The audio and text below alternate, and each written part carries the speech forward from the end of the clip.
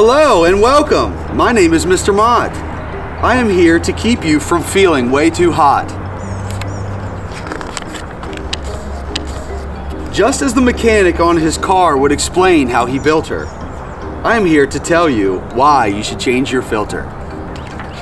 Do you feel that your air quality is just a bit off kilter? This could be a sign that you should change your filter. Do you have a furnace and want to improve its lifespan? Change your filter, dude. You don't have to be Batman. Are your energy bills higher than Cheech and Chong? The answer is simple. Change your filter, ding dong. Just as your grandma will continue as a master quilter, I hope that you too continue to change your filter.